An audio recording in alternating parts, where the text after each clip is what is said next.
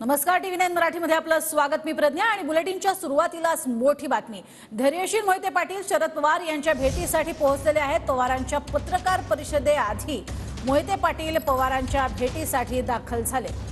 तर ही एक्सक्लुझिव्ह दृश्य आपण बघतोय. धैर्यशील मोहिते पाटील शरद पवार गटात जाण्याची शक्यता आहे. मोहिते पाटलांबरोबर बाबासाहेब देशमुख, प्रवीण गायकवाड हे देखील उपस्थित आहेत. अधिक माहिती घेऊयात. प्रदीप कापसे आमचे प्रतिनिधी आपल्या सोबत आहेत. प्रदीप, आज एक मोठा नेता प्रवेशकर्ता होणार असल्याचं राष्ट्रवादीने यापूर्वी स्पष्ट केलं होतं. काय अधिक अपडेट्स?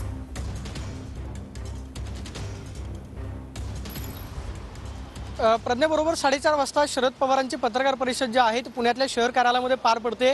कालच त्या निरोप देताना त्यामध्ये म्हटलेलं होतं की एका नेत्याचा पक्षप्रवेश जो आहे तो होणार आहे. मात्र त्याआधी धैर्यशील मोहिते पाटील जे आहेत ते शरद पवारांच्या भेटीसाठी मोदीबागेतल्या कार्यालयामध्ये दाखल झालेले आहेत.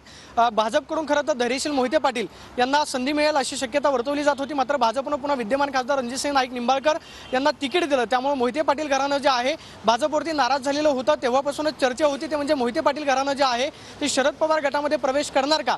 मात्र अखेर धैर्यशील मोहिते पाटील जे आहेत शरद पवारांच्या भेटीसाठी पुण्यातल्या मोदीबाग या कार्यालयामध्ये दाखल झालेले आहेत.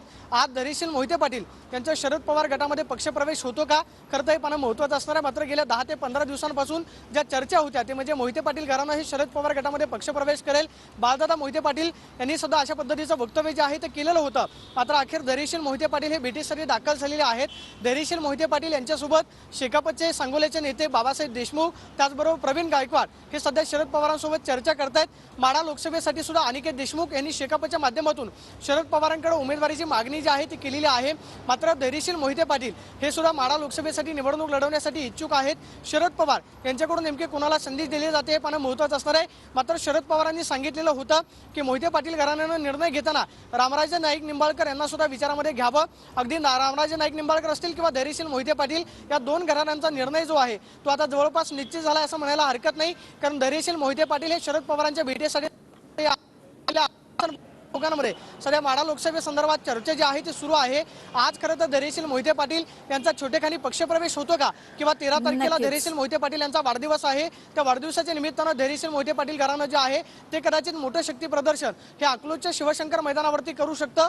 16 तारखेला कदाचित धैर्यशील मोहिते पाटील यांचा उमेदवारी अर्ज जो आहे. सगळे अपडेट्स आम्ही तुमच्याकडनं या संदर्भात घेत राहणारच आहोत. तुर्तास धन्यवाद या संपूर्ण माहितीसाठी.